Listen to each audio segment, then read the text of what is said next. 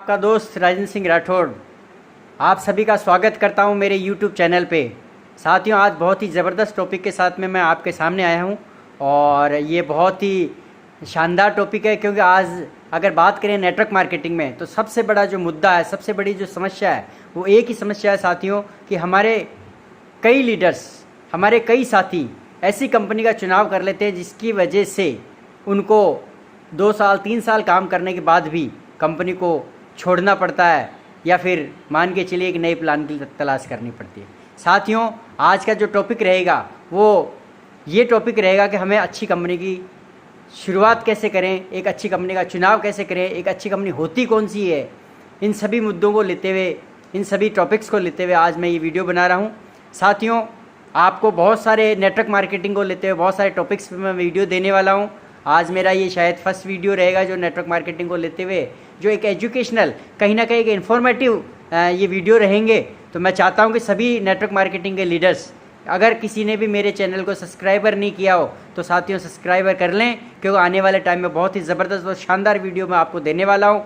मैं बताना चाहूँगा कि लगभग 10 साल से मैं नेटवर्क मार्केटिंग में एक सफल लीडर हूँ और बहुत सारे परिवेश में यदि मैं बात करूँ तो बहुत सारे सब्जेक्ट्स पे मैंने काम किया है, बहुत सारी चीज़ों को मैंने देखा है, जिसकी वजह से यदि मैं बात करूँ तो बहुत सारे लीडर कई समस्याओं से जूझते हैं। मैं आज उन सभी समस्याओं को आने वाले टाइम में साथ में लूँगा और बताना चाहूँगा कि जो सबसे बड़ा टॉपिक होता है कि सभी लोगों को पता तो है कि नेटवर्क मार्केटिंग बहुत अच्छा कॉन्सेप्ट है, बहुत बड़ी इंडस्ट्रीज़ है, लेकिन उन्हें पता ही नहीं होता कि वो कौन सी कंपनी का चुनाव करें। साथियों, वैसे तो सभी हमारे सफल गुरु लोग हैं, बहुत सारे टॉपिक्स पे, बहुत इस सब्जेक्ट पे बहुत सारी बातें करते हैं, बहुत सारी इन्फॉर्मेशन हमें दे चुके हैं ऑलरेडी।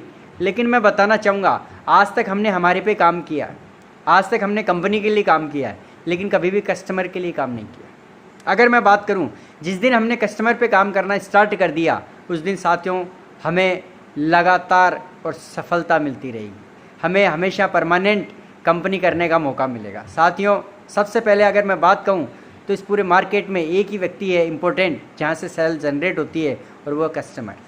साथियों, यदि हमने कस्टमर के लिए सोचा है, यदि हमारी कंपनी ने कस्टमर के लिए सोचा है, तो साथियों सबसे इम्पोर्टेंट बात ये होती है कि सबसे पहले कस्टमर, जैसा कि जानते हैं सभी लोग कि कस्टमर ही भगवान है, हमारा कंज्यूमर ही हमारा भगवान है।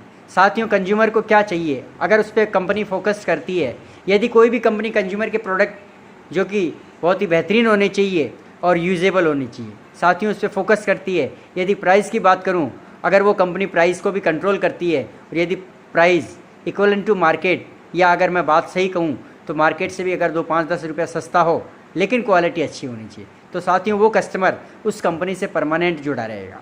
साथियों, हमेशा हम कहते हैं कि पैसा बड़ा कमाना है, लेकिन पैसा आता किधर से? पैसा तो सेल करने से आता है ना। यदि पैसा सेल करने से आता है तो साथियों उसमें सबसे अहम भूमिका जो रहती है वो कस्टमर की होती है, यूज़र की होती है, कंज्यूमर की होती है। लेकिन क्या वाकई आज तक हमने सही प्रोडक्ट डिलीवर किया? ये आप चेक किए किसी कंपनी में? अगर आप किसी कंपनी से एसोसिएट होते, देखिए कि क्या वो कस्टमर वो वन टाइम प्रोडक्ट ले रहा है। ऐसा तो नहीं कि जो प्रोडक्ट हम सेल कर रहे हैं, जो हम उसको प्रोडक्ट दिखा रहे हैं, वो एक ही बार खरीदेगा, क्योंकि कंज्यूमर को जोड़ने से पहले हम बहुत सारा समय उसको देते हैं, बहुत सारा ब्रीफिंग हम उसको करते हैं, बहुत बड़ा बड़ा लंबा स्पीच भी कई बार हमें देना पड़ता है। कहीं हमारा प्रोडक्ट वन टाइम सेल का तो नहीं, ये ज़रूर चेक करिए। साथियों, जब प्रोडक्ट यूजेबल, बार बार खरीदने वाला, और अगर मैं बात करूं तो वो प्रोडक्ट जो होना चाहिए वो 100% लोगों की नीड का प्रोडक्ट होना चाहिए। जितने प्रोडक्ट और भी हो सकते हैं वो सभी के सभी प्रोडक्ट साथों शहरी क्षेत्र में ही नहीं, वरन कस्बे और ग्रामीण क्षेत्र में भी आसानी से खरीदे और बेचे जाएँ, ऐसे प्रोडक्ट होने चाहिए। साथियों, मैं बताना चाहूँगा कि यदि ऐसे प्रोडक्ट होते हैं तो दुनिया की कोई ताकत नहीं है जो आपको सफल होने से रोक सके। साथियों, जब प्रोडक्ट बहुत बेहतरीन हो तो सबसे इम्पोर्टेंट एक लीडर के लिए क्या होता है?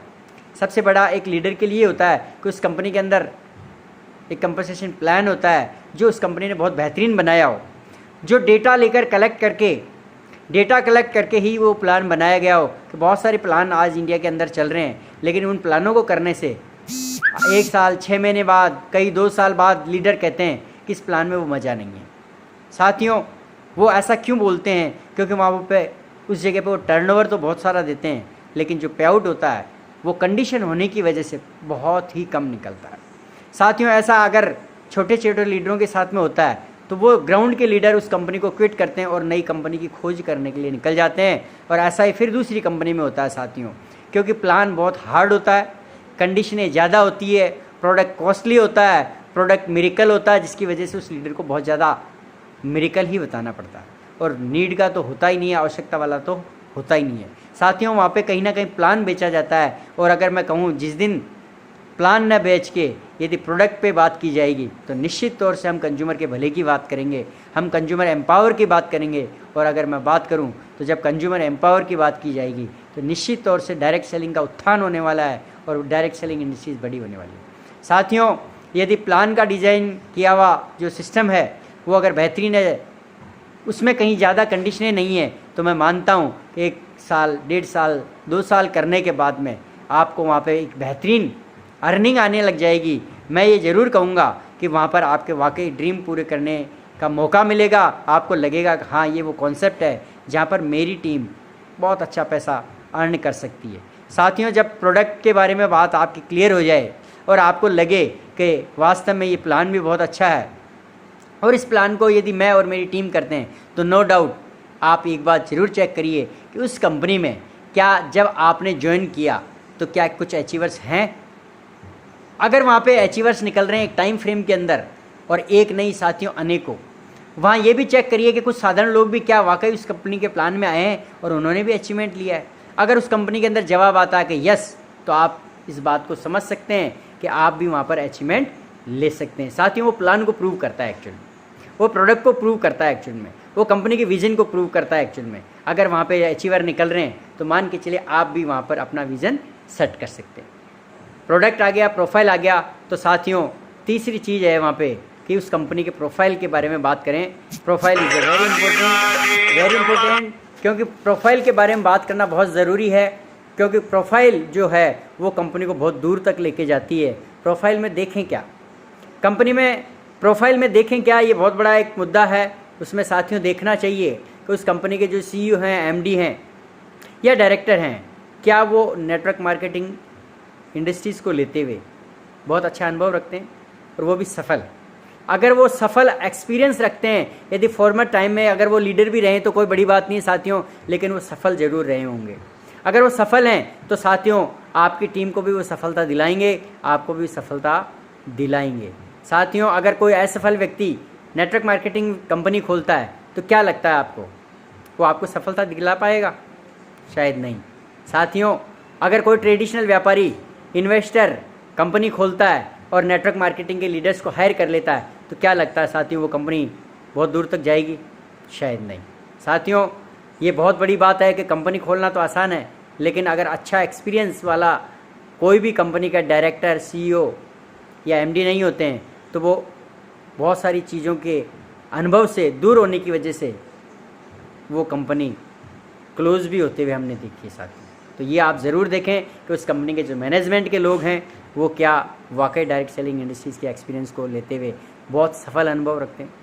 जब आप प्रोफाइल देख लेते हैं तो कंपनी की विज़न को ज़रूर देखें साथ, क्योंकि हमारा सबसे इम्पोर्टेंट पार्ट यही होता है कि जब विज़न पे बात करेंगे तो कंपनी जब लंबी चलती है तो सबसे इम्पोर्टेंट पार्ट होता है कि उस कंपनी के मैनेजमेंट का विज़न है या नहीं।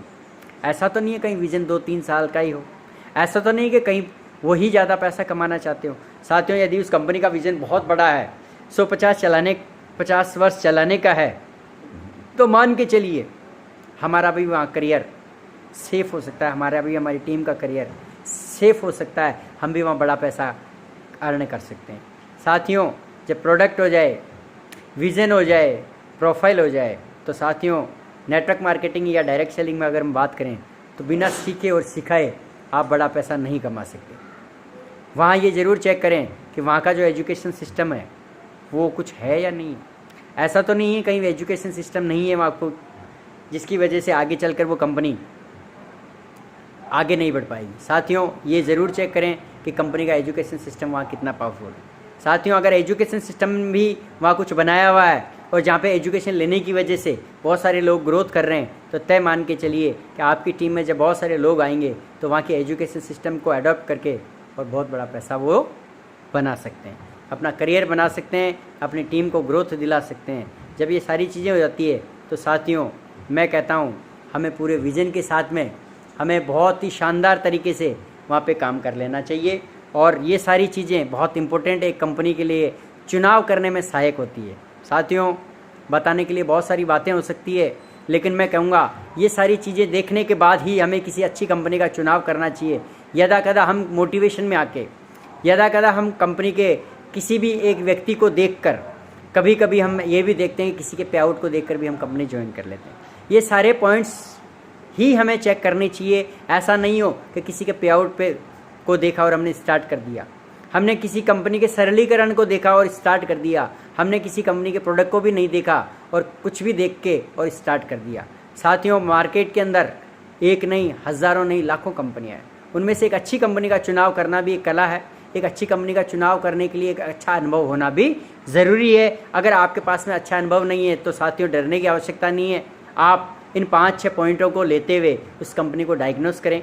और मैं ये समझता हूँ अगर आप इन पॉइंट्स को देख लेते हैं तो मान के चलिए आने वाले टाइम में एक आप अच्छी कंपनी का चुनाव कर सकते हैं। साथियों इसी तरह के टॉपिक्स को लेते हुए, मैं बहुत सारी प्रॉब्लम्स को लेते हुए एक सॉल्यूशन पे बहुत सारी वीडियो मैं बनाने वाला हूँ। और उन वीडियो को बनाने की वजह से उसका रीज़न एक ही है साथियों, मैं अक्सर मार्केट में मिलता हूँ जहाँ पे लीडर्स तो बहुत मिलते हैं लेकिन असफल लीडर ज़्यादा।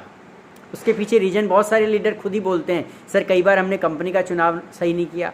कई बार लीडर बोलता है मेरे को प्लान अच्छा नहीं मिला। कई बार लीडर बोलता है कि सर प्लान अच्छा था, प्रोडक्ट अच्छा नहीं मिला। कई लोग बोलते हैं प्रोडक्ट भी अच्छा था, प्लान भी अच्छा था, लेकिन प्रोफाइल अच्छा नहीं था, कंपनी नहीं रही।